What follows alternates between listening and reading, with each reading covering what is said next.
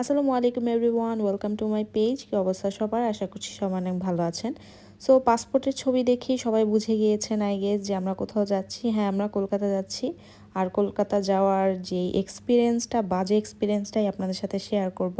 আমরা এবার বাই রোডে যাচ্ছিলাম, তো কি কি হলো সেটা জানতে হলে পুরো ব্লগটা দেখতে হবে। তো আমি মোটামুটি সব কিছু গুছিয়ে নিচ্ছিলাম। আর এখানে আমার শাশুড়ি মা কাবাব ভেজে দিয়েছে, যেহেতু চলে যাব। তো এর আগে উনি একটু কাবাব রেডি করে আমার জন্য, তো আমি কাবাব খেলাম, তারপর নাস্তা করলাম, নুডলস খেলাম। খেয়ে টেয়ে বের হচ্ছি। রাতের 10টা বাজে আমাদের আর কি বাস। তো এবার আমরা বাই রোডে যাব বেনাপুল দিয়ে। আর আমার সাথে আমার আম্মুও যাচ্ছে। তো এই তো সব খাবার দাবার খেয়ে এখন রেডি হয়ে নিচ্ছি, লাস্ট মিনিটের প্যাকিংটা করছি। তো আমরা 2 থেকে 3 দিন থাকবো। আম্মুর আসলে ডাক্তার দেখানোর জন্য মেনলি কলকাতা যাওয়া। তো আমি তো রেডি। আর যেহেতু বাসের জার্নি, রাতে করে জার্নি করে যাব, তাই খুব কমফোর্টেবল একটা ড্রেস পরে নিয়েছিলাম। তো এরপরেই তো আমরা বেরিয়ে যাই। আর এই তো সেদিন ওয়েদার বেশ ভালোই ছিল, রাতের ওয়েদারটা। আর চাঁদটাও খুব সুন্দর করে উঠে। তা আম্মুর জন্য অপেক্ষা করছিলাম, আম্মু আসছে। তো এর মাঝে আমি একটু চাঁদের ভিডিও করছিলাম।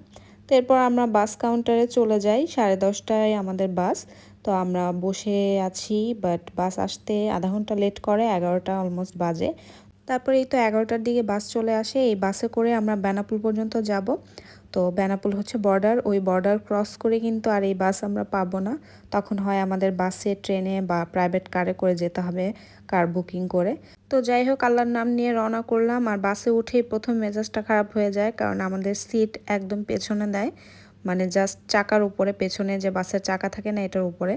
তো যাই হোক, প্রথমে তো 10 মিনিট ভালোই গেল, মানে এত একটা বোঝা যাচ্ছিল না। আম্মু বলছিল যে এই সিট দিল, এটা তো মানে আরাম করে বসা যাবে না।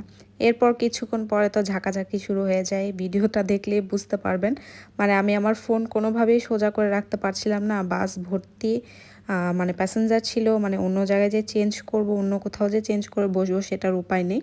তো ভিডিও দেখে আপনাদের একটু হাসি আসতে পারে, বাট আমি যখন ভিডিও করছিলাম আমার মেজাজ খুবই খারাপ ছিল। আরাম করে বসতেই পারছিলাম না, মানে এত বেশি শেক করছিল। এরপর প্রায় 2 ঘন্টা পরে একটা যাত্রা বিরতি দিল। তো এখানে নেমে আমরা একটু স্ন্যাক্স আইটেম কিনে নিয়েছি। কি করব, রাতে তো একটু ঘুমোতে পারছি না, সিটের অবস্থা দেখে তো বুঝতেই পারছেন। আমি লিটারেলি সারা রাত জেগেছিলাম। তো এগুলো এটা সেটা খেয়ে আর কি আমি রাতটা পার করি। আর আমরা বর্ডারে পৌঁছে যাই রাত 4টার দিকে, বাট ইমিগ্রেশন চালু হয় 6:30 থেকে 7টার মতো। তো ওখানে 3 ঘন্টা বসেছিলাম, মানে আমাদের অবস্থা খুবই খারাপ হয়ে যায়। যদি জানতাম এই অবস্থা, তাহলে কখনোই এভাবে আসতাম না। আর এবার ঈদের পরে কিনা কি কারণে আমি জানি না, প্রায় 10 থেকে 12 হাজার লোক হবে। এত পরিমাণ লোক, আমার তো দেখে মনে হচ্ছিল বাংলাদেশ থেকে সবাই কলকাতা চলে যাচ্ছে, কেউ আর দেশে থাকবে না। কি কারণে আমি জানি না, এত লোক ঢুকছিল।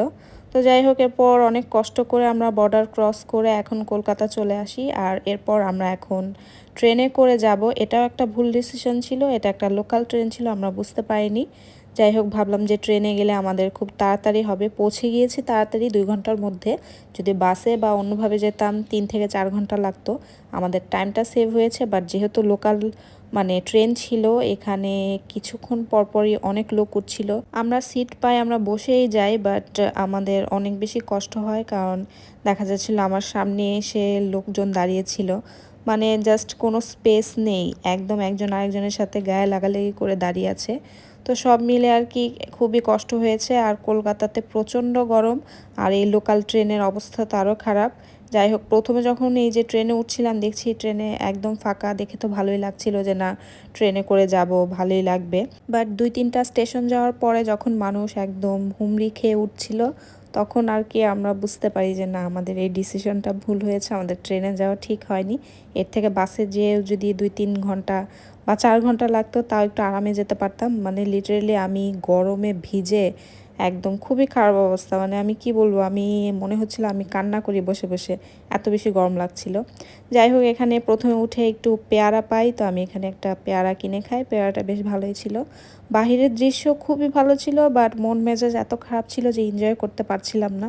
শুধু আল্লাহ আল্লাহ করছিলাম যে আল্লাহ অনেক ধৈর্য দাও, ধৈর্য দাও আমাকে, আমি যাতে খুব ভালোভাবে পৌঁছাতে পারি, মানে আমার এত বেশি খারাপ লাগছিল। তারপর ওই তো লোকাল ট্রেনে করে আমরা দমদম স্টেশনে আসি। আর এখন এখান থেকে মেট্রোতে করে আমরা পার্ক স্ট্রিটে যাব, ওখানে হচ্ছে আমাদের হোটেল। তো যাই হোক, মেট্রো তো আসলে খুব খুবই অ্যাডভান্স লেভেলের। যাই হোক, মেট্রোতে তো এক্সপিরিয়েন্স ভালো। তো এখানে মেট্রোর জন্য অপেক্ষা করছি, বাট এখানেও অনেক লোক, বাট এখানে এত বেশি প্রবলেম হচ্ছিল না, মানে খুব আরাম করে বসে যেতে পেরেছি। তো এরপর ফাইনালি আমরা পার্ক স্ট্রিট চলে আসি, আর এখানে এসে একটু হাফ ছাড়লাম যে ফাইনালি আমাদের জার্নিটা শেষ হলো। আগের দিন রাত প্রায় 9টা থেকে নিয়ে পরের দিন দুপুরবেলা, তখন হয়তো দুপুর 2টা বাজে, এত লম্বা জার্নি। যাই হোক, খুবই কষ্টের গিয়েছে, আর প্রচণ্ড গরম ছিল কলকাতায়। তো নেমেই এখানে একটু জুস খেলাম আমরা, আর এরপর আমরা হোটেলে চলে আসি। তো এই ছিল আর কি আমাদের খুবই কষ্টের একটা জার্নি, আর আম্মুকে নিয়ে আরও বেশি খারাপ লাগছিল, আম্মুর অনেক কষ্ট হচ্ছিল। যাই হোক, ফাইনালি পৌঁছাতে পারি। আর বিকালের দিকের ক্লিপ এটা, বিকালে আবার একটু বৃষ্টি হয়। আমরা পৌঁছানোর পরে কোনো লাঞ্চ করিনি, সারা রাত যেহেতু ঘুমাইনি, তো ঘুমের জন্য একদম পাগল হয়ে গিয়েছিলাম। তো আমরা লম্বা একটা ঘুম দিয়ে উঠে বিকেল বা সন্ধ্যা হবে তখন তখন গিয়ে আমরা আর কি লাঞ্চ করি। এখানে একটা মুসলিম হোটেল আছে, ওখান থেকে আর কি আমরা ভাত, তারপর চিংড়ি মাছ, লাউ এগুলো দিয়ে আর কি লাঞ্চ করলাম। তো খাবারটা তখন খুব ভালো লাগছিল, কারণ পেটে অনেক ক্ষুধা ছিল। এরপর একটা সুপার শপে যাই, আমি আসলে তাড়াহুড়া করে আমার মানে টুথব্রাশটা ফেলে এসেছিলাম, নিয়ে আসিনি, তো আমি একটা টুথব্রাশ কিনলাম। তো এই ছিল আমাদের কষ্টের একটা জার্নির ব্লগ। আমি কাউকে রেকমেন্ড করব না বেনাপোল দিয়ে যাওয়ার জন্য, অন্য অনেক বর্ডার আছে, অনেক পোর্ট আছে, সেগুলো দিয়ে যাবেন। তো আজকের মতো এখানেই বিদায় নিচ্ছি, সবাই ভালো থাকবেন, আল্লাহ হাফেজ এভরিওয়ান।